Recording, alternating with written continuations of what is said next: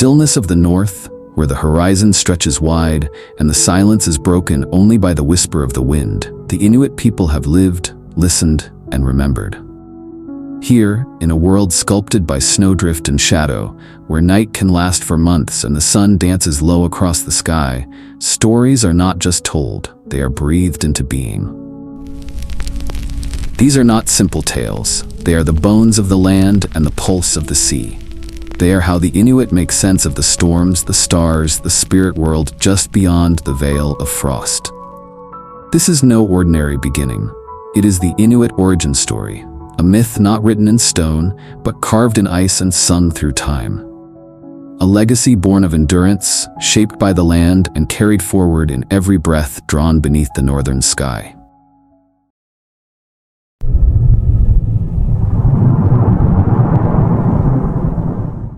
Before the first flake of snow touched the ground, before the winds had a direction, before the stars had names, there was only darkness.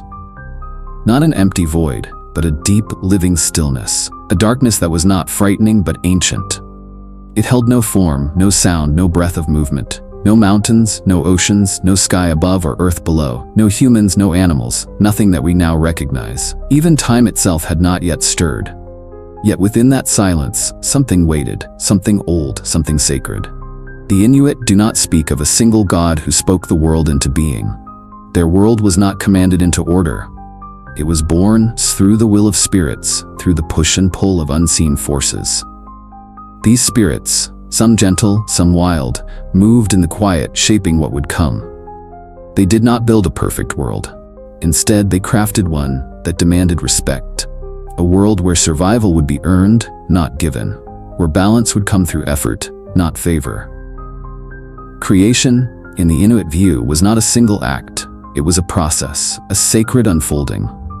Through transformation, cooperation, and sacrifice, the land began to rise, the waters to move, the wind to whisper. The great blank canvas of existence started to shift, slowly, mysteriously, into the world we now know. And thus, from a silent darkness filled with breathless waiting, the first seeds of life were stirred, not by command, but by spirit. From the waiting silence of the void, creation did not thunder into existence. It unfolded, guided by spirits whose wisdom flowed like wind over ice. Chief among them was Raven, not a god, not a ruler, but a being of immense mystery, mischief, and meaning. Raven was a transformer, a shapeshifter, a spirit who could soar above the unknown and dive deep into its depths. He was both light and shadow, both trickster and teacher. He did not create the world with command, but with curiosity. Raven flew through the primordial darkness, and with each beat of his wings, something changed. He stirred the silence. He brought movement where there had been stillness. Light, which had never known form, clung to his feathers. And from that light, creation began. He pulled the land from the sea, lifting it like a hidden treasure. He pushed the sky upward, separating it from the earth so space could be made for clouds, for birds, for breath.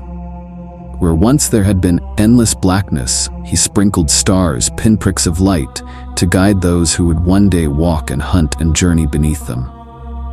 He shaped the animals next, not randomly, but with intention. He gave the bear its strength, the fox its cunning, the seal its sleek body for diving through icy waters. Some were given tusks to break through ice, others speed to run from predators, others silence to stalk the snow. And then Raven turned his attention to the most fragile of creations, humans. They were small, soft. They had no claws, no fur, no fangs. Yet Raven gave them something far more powerful, cleverness, the ability to adapt, to build, to tell stories, to survive not in spite of the land, but with it. And so, through Raven's wandering and wondering, the world took shape. Not perfectly, but intentionally, full of challenge and beauty. A living world, constantly changing, just like Raven himself. He is not worshipped, he is remembered. For without Raven, the light would never have come, and the land would never have awakened.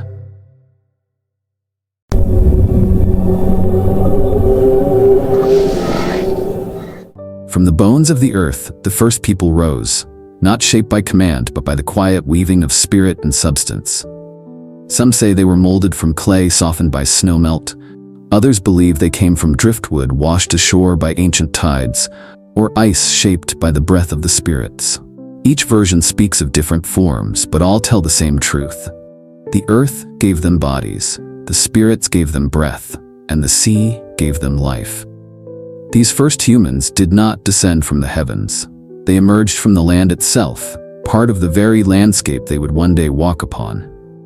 They were not given dominion, but relationship, woven into the fabric of everything around them.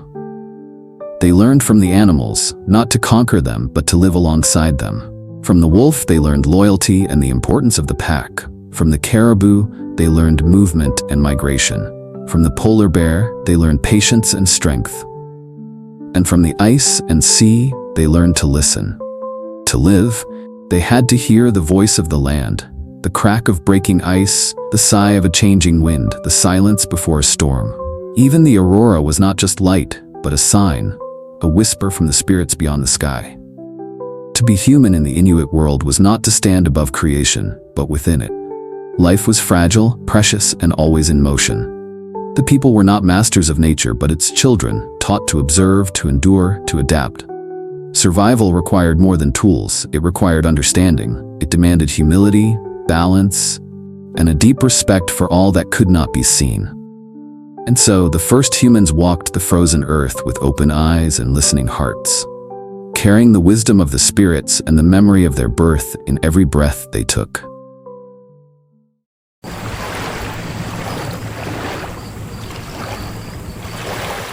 No story of the world's beginning can be told without speaking her name. Sedna, the sea woman, the deep one, the mother of marine life. Her tale is the most haunting, the most revered, and perhaps the most human of all Inuit myths. Long ago, before she became a goddess, Sedna was a mortal girl. Some say she was stubborn and wild, others say she was quiet and misunderstood. Her beauty drew suitors from near and far, some of this world and some from beyond it. One day, against her will or through deception, depending on the telling, she was given in marriage to a stranger. A man who promised warmth and wealth. But he was no man at all. He was a spirit creature, a bird in disguise, who carried her across the sea to a lonely, windswept island. There, his true nature was revealed. Sedna was trapped, cold and afraid. Hearing her cries carried on the wind, her father set out across the waves to rescue her. He found her, and together they fled in his small kayak, racing against the fury of the spirit husband who now summoned a storm to reclaim her. The sea grew violent. The winds howled with rage.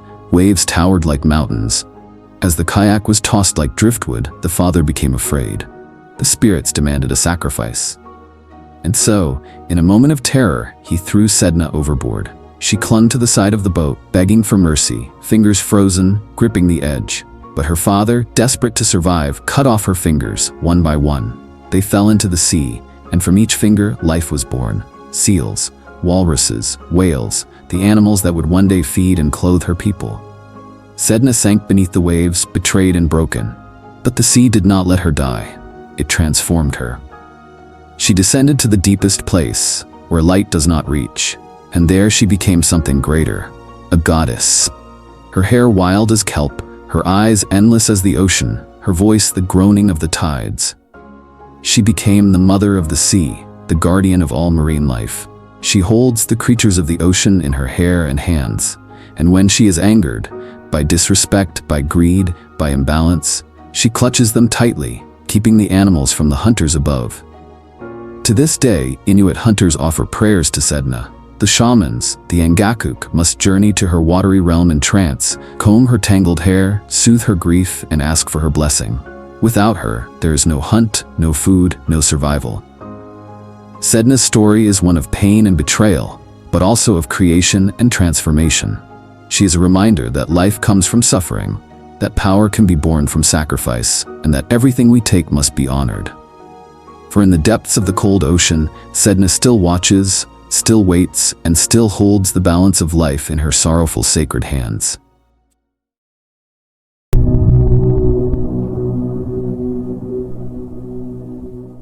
In the Inuit world, there is no distant throne in the clouds, no single god who rules over all. Instead, the universe is a vast, breathing web of spirits, each tied to the land, the sea, the sky, and the unseen. They do not reign from above, they move within the world, shaping it from the inside.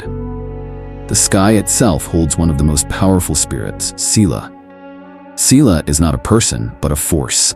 The spirit of the air, of weather, of the breath between things. Sila is the wind that cuts across the ice, the stillness before a snowstorm, the feeling of something watching in the cold silence. Sila is everywhere, yet nowhere. Silent, invisible, and overwhelmingly powerful. When Sila shifts, the weather changes. When Sila is angered, the world can turn deadly. But when respected, Sila is also life-giving, the air that fills lungs, the calm that follows the storm. In the depths of the ocean, another powerful spirit stirs, Torngarsuk. He is a being of mystery, a protector to some, a danger to others. Sometimes he appears as a bear, sometimes as a sea creature, sometimes not at all.